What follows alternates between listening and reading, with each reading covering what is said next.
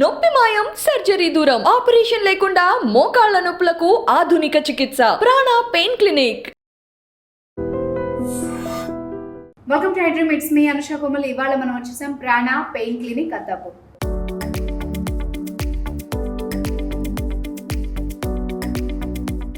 So ఇక్కడ speciality చెప్పాలంటే south ఇండియాలోనే the largest pain relief centre అని చెప్పొచ్చు. At the same time 4.9 ratings, positive టెస్టిమోనియల్స్తో, పేషెంట్ రివ్యూస్తో సక్సెస్ఫుల్గా రన్ అవుతుంది. సో దీని గురించి మాట్లాడేందుకు మనతో పట్టినారు doctor Sahitya, interventional pain specialist. At the same time Raj garu, medical exercise specialist. వార్త మాట్లాడారు. Hi ma'am.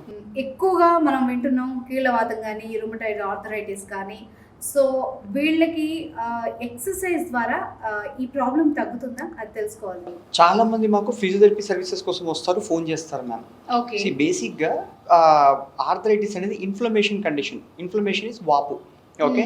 అది తగ్గకుండా అంటే కీళ్ళవాతం అంటే మల్టిపుల్ జాయింట్స్. కొంతమందికి ఉట్టి ఎల్బోస్లో ఉంటాయి, రిస్ట్లో ఉంటాయి, వేళ్ళ చివర్ల, మోకాళ్ళు, ఇంకా రకరకాల జాయింట్స్లో ఉంటాయి.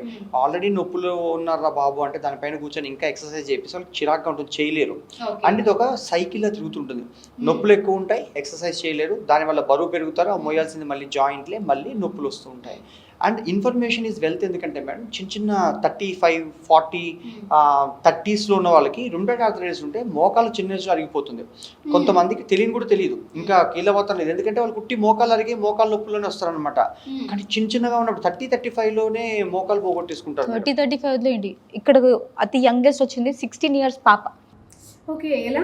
సో తనకి సడన్ గా తన హాస్టల్లో ఉంది, కాళ్ళ వాపు వచ్చేసింది అనమాట. ఓకే. సో ఒక రోజు కాళ్ళు ఈడ్చుకుంటూ వచ్చింది చిన్న పాప. సో చూస్తే స్కాన్ చేసి చూసి ఎక్స్రే కూడా తీసారనమాట. తీస్తే మొత్తం మోకాలు అరిగిపోయింది. ఆల్రెడీ తను grade 4లో ఉంది. అంత విపరీతం, తను సర్జరీకి వెళ్ళలేని పరిస్థితి అండ్ తను నడవలేని పరిస్థితి. మోకాలు నడవాలి కదండి. సో మొహం ఉబ్బిపోయింది, చేతులు వాపులు వచ్చేసాయి. సో ఫైనల్లీ బ్లడ్ టెస్ట్ అన్ని చేసి కీళ్ళవాతం అని తెలిసింది. ఓకే. అండ్ ఇంకొకటి ఏంటంటే మేడం, ఎక్సర్సైజ్ కి there is a place for everything, everything in its place. There is a time for everything, everything in time. ఓకేనా మేడం? ఇక్కడ ఏంటంటే మేము ఎక్సర్సైజ్ చేపిస్తాము. ఫస్ట్ ఏంటంటే వాపులు తగ్గాక, వాళ్ళకి కొంచెం పీస్ ఆఫ్ మైండ్ వచ్చాక అప్పుడు ఎక్సర్సైజెస్ చేపిస్తాం. ఎందుకంటే జాయింట్ మధ్యలో లూబ్రికేషన్ ఉంటుంది, స్టిఫ్ జాయింట్ అయిపోతుంది. లేకపోతే కదలిక అనేది ఉంటే వాళ్ళకి లూబ్రికేషన్ పెరుగుతుంది.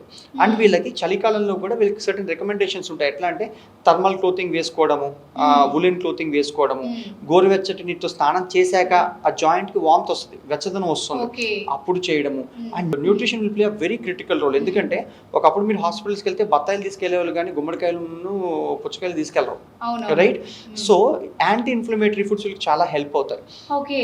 అది కూడా ఓవరాల్ క్యాలరీ ఇంటేక్లో ఉండాలి. అంటే ఇష్టం వచ్చినట్టు తినేయకుండా, బరువు పెరగకుండా ఇక్కడ ఒక డాక్టర్, డైటీషియన్, ఫిజియోథెరపిస్ట్, ట్రైనర్ కలిసి పనిచేసి ఇంటర్వెన్షన్స్తో ఫస్ట్ పెయిన్ తగ్గించి అసిస్ట్ చేసి, ఇంత పెద్ద టీం, మా దగ్గర 75 people టీం ఉంటారు. వాళ్ళు ఇంత దూరం పిలిపించాం కూడా మేము. ఎందుకంటే వాళ్ళు ఎక్కడికి వెళ్ళినా అయితే పెయిన్ కిల్లర్లు, పైన కాపడాలు, మసాజ్లు, ఫిజియోథెరపీలు ఇవే ఉంటాయి వాళ్ళకి. ఇక్కడ లోపల వాపు తగ్గకుండా, ఇప్పుడు నేను కొంతమంది మెడలు విరుస్తారు, కొంతమంది చేతులు విరుస్తారు, అలా చేస్తే హాయి వస్తుంది.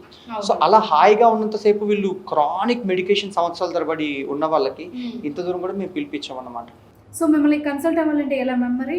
వాళ్ళు దూరం నుండి రాలేని వాళ్ళు కనుక, పెయిన్ ఎక్కువ ఉన్న వాళ్ళు కనుక కన్సల్ట్ అవ్వాలంటే? రైట్. సో ఫస్ట్ డయాగ్నోసిస్ అంటే వీళ్ళకి చాలా మంది ప్రిస్క్రిప్షన్స్ ఇవన్నీ ఉంటాయి. అండ్ రీసెంట్ ఎక్స్రేస్ కానీ ఏమైనా ఉన్నా కూడా ఫస్ట్ మేము OP consultation free of cost ఉంటుంది. Just phone call. ఇక్కడ మేము ఫోన్ కాల్స్ ఫిల్టర్ చేస్తుంటాం. రోజుకి ఆల్మోస్ట్ 1400-1500 ఫోన్ కాల్స్ వస్తుంటాయి. అందులో ఈ కీళ్ళవాతం సీజన్ ఇప్పుడు స్టార్ట్ అయిందనమాట. సో వాళ్ళు చాలా మంది ఫోన్ చేస్తూ ఉంటారు. అయితే ఇక్కడ డాక్టర్స్, ఫిజియోథెరపిస్ట్ అండ్ డైటీషియన్స్ వీళ్ళు అందరూ సర్టిఫైడ్, క్వాలిఫైడ్ పీపుల్ కాల్స్ మాట్లాడి అవన్నీ ఫిల్టర్ చేస్తారు. అసలైతే ఈ కీళ్ళవాతం నొప్పి ఉందా లేదా, ఎంత ఉధృతలో ఉంది, ఇవన్నీ నాకు బ్లడ్ టెస్ట్ ద్వారా తెలిసిపోతాయి. ఆ రిపోర్ట్స్ అన్ని నేను చూస్తాను ఎవ్రీ ఈవినింగ్. అది చూసిన తర్వాత ఒకవేళ పేషెంట్ అనే వాళ్ళు నడవలేని పరిస్థితిలో వస్తుంటే వాళ్ళకి ముందుగానే చెప్తాం, ఈ టైంకి మీరు రండి, ఇక్కడ ఓపీలు ఉండవు, కన్సల్టేషన్స్ ఏవి ఉండవు, సో ఈ టైంకి రండి అని చెప్పి. ఏ జాయింట్ అయితే ఎక్కువ ప్రాబ్లం ఉంది అవన్నీ నేను స్కాన్ చేసుకుని ఎగ్జామిన్ చేస్తాను పేషెంట్. దాని ద్వారా ఆ స్పెసిఫిక్ జాయింట్కి ట్రీట్మెంట్ చేస్తాను అన్నమాట. ట్రీట్మెంట్ చేసిన తర్వాత మిగతా జాయింట్లకు కూడా ఆ రేంజ్ ఆఫ్ మోషన్స్ బిగుసుకుపోయిన ఉంటాయి కదా, వాటి ఎలా తగ్గించాలి ఏంటి అనేది నేను అనలైజ్ చేసి వాళ్ళకి హెల్ప్ చేస్తాను.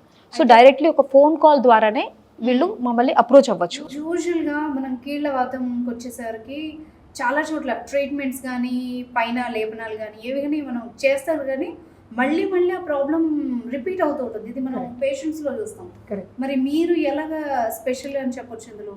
కరెక్ట్. సో ఇక్కడ బేసికలీ 2 థింగ్స్ ఉంటాయి మేడం. సో కీళ్ళ వాతం అనేది షుగర్ బీపీ లాంటిది. ఇది కంట్రోలే చేయొచ్చు కానీ దీనికి క్యూర్ లేదు. ఓకే. సో ఇది చాలా మటుకు పేషెంట్స్కి తెలియదు. వాళ్ళు కొన్ని రోజులు మందులు వాడతారు, అవి వదిలేస్తారు. సో మళ్ళీ ఇది వచ్చేస్తుంది.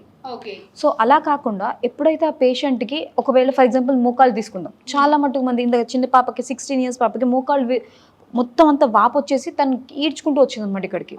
సో దానికి నేను చేసి అంటే ఫస్ట్ బ్లడ్ టెస్ట్లు చేయించుకుని ఆ తర్వాత స్కానింగ్లో ఆ ఫ్లూయిడ్ అంతా తీసేసాం ఎక్కడెక్కడైతే అరిగిపోయిందో. దాని తర్వాత పెయిన్ రిలీఫ్ కోసం ఆర్ఎఫ్ అబ్లేషన్ అనేది చిన్న అంటే చాలా తక్కువ రేంజ్లో చేస్తామన్నమాట.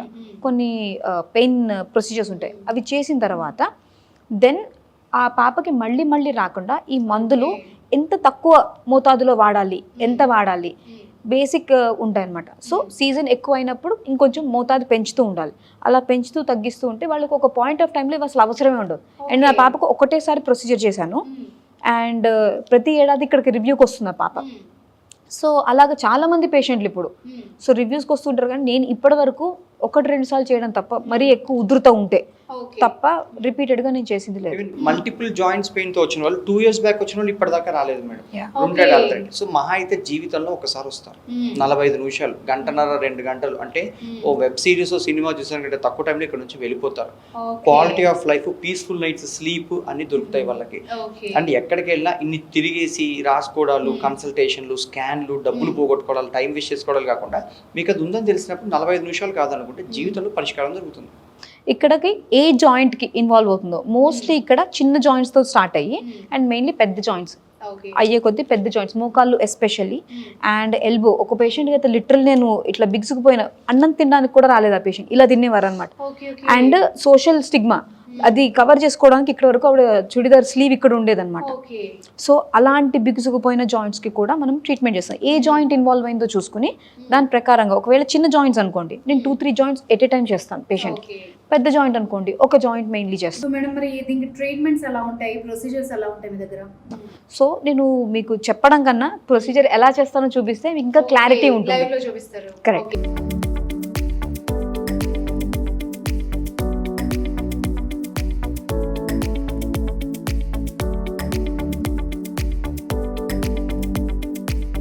సో వ్యూవర్స్ చూసారు కదా, మీరు కనుక ప్రాణ పెయిన్ క్లినిక్ని కాంటాక్ట్ చేయాలనుకుంటే స్క్రీన్ మీద ఉన్న నెంబర్ని డయల్ చేసేయండి. Thank you so much sir. Thank you sir. Thank you ma'am. Thank you.